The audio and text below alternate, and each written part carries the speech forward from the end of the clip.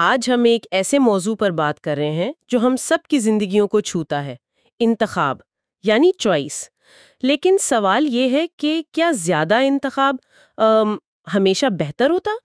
جی، یہ ایک بڑا دلچسپ سوال ہے۔ عام طور پر تو یہی لگتا ہے کہ جتنے زیادہ آپشنز ہوں اتنا اچھا ہے۔ ہاں بالکل، لیکن کیا واقعی ایسا ہے؟ آج ہم اسی الجھن کو سمجھنے کی کوشش کریں گے، کچھ تحقیق، مضامین اور لوگوں کے تجربات کی مدد سے۔ اور خاص طور پر یہ دیکھیں گے کہ کہیں بہت زیادہ انتخاب ہمیں پریشان یا آپ کہہ لیں غیر مطمئن تو نہیں کر دیتا۔ بالکل، اسی کو اکثر انتخاب کا تضاد یعنی پیراڈاکس آف چوائس کہتے ہیں، ہے نا؟ جی ہاں، اور یہ کوئی نیا خیال نہیں ہے۔ اس کی ایک بڑی مشہور مثال ہے وہ جیم والی تحقیق۔ او ہاں، جیم تجربہ، وہ کیا تھا؟ بالکل دیکھیں، ایک گروسری سٹور میں انہوں نے 2 ٹیسٹنگ بوتھ لگائے۔ ایک پر 24 قسم کے جیم تھے اور دوسرے پر صرف 6۔ اچھا، تو یقیناً 24 والے پر زیادہ لوگ آئے ہوں گے۔ لوگ متوجہ تو زیادہ ہوئے، یہ صحیح ہے، بھیڑ زیادہ لگی 24 والے بوتھ پر، لیکن خریداری وہ بالکل الٹ کہانی تھی۔ الٹ کہانی کیسے؟ جنہوں نے 24 جیمز دیکھے ان میں سے صرف 3% نے آخر میں کوئی جیم خریدا، صرف 3%۔ 3%؟ اچھا، اور 6 والے سے؟ 6 جیم والے بوتھ سے 30% لوگوں نے خریداری کی۔ 30%؟ 10 گنا زیادہ؟ یہ تو حیران کن ہے۔ بالکل، یعنی زیادہ آپشنز نے لوگوں کو فیصلہ کرنے سے ہی روک دیا۔ اسی کو کہتے ہیں choice overload. Choice overload یعنی انتخاب کا بوجھ۔ جی، اور اور یہ صرف جیم تک نہیں ہے، ایک اور تحقیق میں طلباء کو مضمون لکھنے کے موضوعات دیے۔ جنہیں 6 موضوعات ملے ان میں سے 74% نے مضمون مکمل کیا، ٹھیک ہے۔ لیکن جنہیں 30 موضوعات ملے ان میں سے صرف 60% نے مکمل کیا، اور یہ بھی کہ کم موضوعات والوں کے مضامین بہتر تھے۔ او واہ! تو یہ صرف فیصلہ کرنے میں مشکل نہیں، معیار پر بھی اثر انداز ہوتا ہے۔ ہاں، اور یہیں سے چوائس آرکیٹیکچر کا تصور جڑتا ہے۔ مطلب جس طریقے سے انتخاب ہمارے سامنے رکھے جاتے ہیں وہ ہمارے فیصلوں پر بہت اثر ڈالتا ہے۔ چوائس آرکیٹیکچر یعنی انتخاب کی ساخت۔ بالکل، اور کوئی بھی ساخت غیر جانبدار نہیں ہوتی۔ ہر پیشکش کا ایک ڈیزائن ہوتا ہے، چھوٹی سی تبدیلی بھی فرق ڈال سکتی ہے۔ مثلاً جیسے پھلوں اور سبزیوں کو اگر آپ الگ الگ کھانوں میں رکھیں تو لوگ زیادہ خریدتے ہیں، بجائے اس کے کہ ایک ہی بڑے سیکشن میں پھل و سبزیاں رکھ دیں۔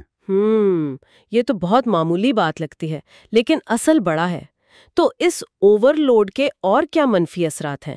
ایک تو یہ فیصلہ نہ کر پانا جس سے آپ نے کہا۔ پیرالسس یا انالیسس پیرالسس، مطلب سوچتے ہی رہ جانا، غلط فیصلے کے ڈر سے کچھ نہ کرنا۔ ایک 401 کے ریٹائرمنٹ پلان کی تحقیق تھی۔ جی؟ اس میں دیکھا کہ جیسے جیسے سرمایہ کاری کے فنڈز کی تعداد بڑھتی گئی، لوگوں کی شرکت کم ہوتی گئی۔ ہر 10 اضافی فنڈز پر شرکت 2% کم ہو گئی۔ 2% کمی، یہ تو کافی زیادہ ہے۔ ہم روزمرہ میں بھی دیکھتے ہیں نا، جیسے نیٹ فلکس پر کیا دیکھیں، گھنٹوں سکرول کرتے رہو۔ بالکل، اوسطاً لوگ 17-18 منٹ لگا دیتے ہیں صرف یہ فیصلہ کرنے میں۔ ہاں صحیح۔ اچھا، اور فیصلہ کرنے کے بعد کیا ہوتا ہے؟ کیا تب سب ٹھیک ہو جاتا ہے؟ نہیں، ضروری نہیں۔ دوسرا بڑا اثر ہے عدم اطمینان، یعنی انتخاب کرنے کے بعد بھی کم خوشی محسوس کرنا۔ اچھا، وہ کیوں؟ کئی وجوہات ہیں۔ ایک تو پچھتاوا، یہ سوچنا کہ شاید دوسرا آپشن بہتر ہوتا۔ ہاں، یہ تو ہوتا ہے۔ دوسرا، موقع کی لاگت یا اپرچونٹی کاسٹ کا احساس۔ ہم ان آپشنز کی اچھی چیزیں سوچتے ہیں جنہیں چھوڑ دیا، چاہے ہمارا اپنا انتخاب ٹھیک ہی کیوں نہ ہو۔ اور شاید توقعات بھی بہت بڑھ جاتی ہیں۔ جب اتنے آپشنز ہوں تو لگتا ہے کوئی ایک تو بالکل پرفیکٹ ہوگا۔ بالکل، بیری شوارٹز نے جینز کی مثال دی تھی۔ پہلے ایک ہی طرح کی ملتی تھیں، فٹنگ خراب بھی ہو تو چلا لیتے تھے۔ اب سینکڑوں آپشنز ہیں تو ہم پرفیکٹ فٹنگ ڈھونڈتے ہیں، اور اگر 99% بھی اچھی ہو تو وہ 1% کمی محسوس ہوتی ہے۔ تو پھر مایوسی ہوتی ہے۔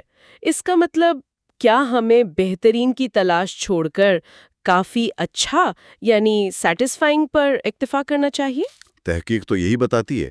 جو لوگ ہمیشہ بہترین میکسیمائزرز کی تلاش میں رہتے ہیں وہ اکثر زیادہ پریشان اور کم مطمئن ہوتے ہیں۔ تو کیا یہ جو چوائس آرکیٹیکچر ہے یہ اس اوور لوڈ اور عدم اطمینان سے نمٹنے میں مدد کر سکتا ہے؟ مطلب انتخاب پیش کرنے کے طریقے کو بہتر بنا کر؟ یقیناً، کچھ بڑے کارآمد طریقے ہیں، انہیں نجز بھی کہتے ہیں، یعنی ہلکی سی رہنمائی بغیر آزادی چھینے۔ اچھا، جیسے؟ سب سے طاقتور ہے ڈیفالٹس، یعنی وہ آپشن جو پہلے سے منتخب ہو۔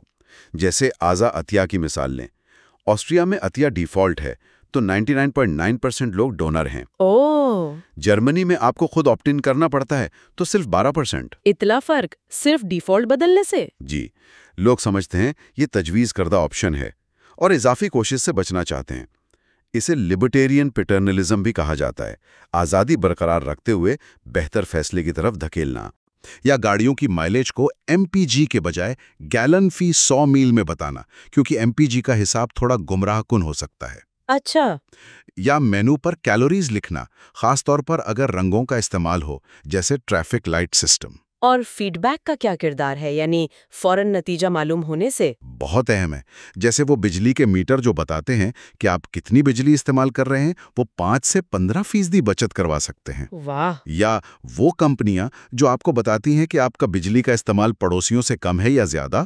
یہ سماجی موازنہ بھی رویہ بدلتا ہے۔ یہ تو بہت دلچسپ ہے۔ تو اگر ہم اپنی روزمرہ زندگی میں اس اوور لوڈ سے بچنا چاہیں تو کیا حکمت عملی اپنا سکتے ہیں؟ کئی چیزیں ہیں جو لوگ کرتے ہیں۔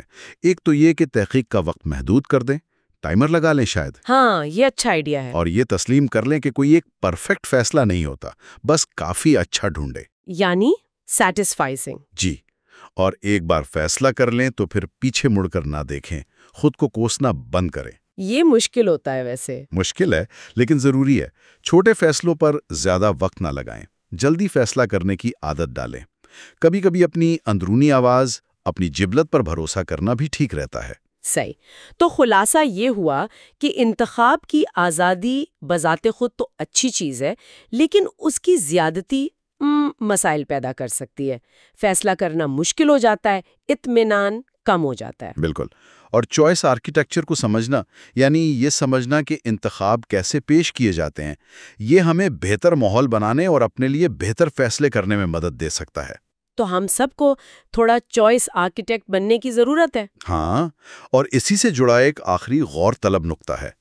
چونکہ انتخاب ہمیشہ کسی نہ کسی ساخت میں ہی آتے ہیں اور ہم پر اثر انداز ہوتے ہیں، تو سوال یہ ہے کہ ہم خود انفرادی طور پر اپنے ذاتی انتخاب کے ماحول کے بہتر معمار کیسے بن سکتے ہیں۔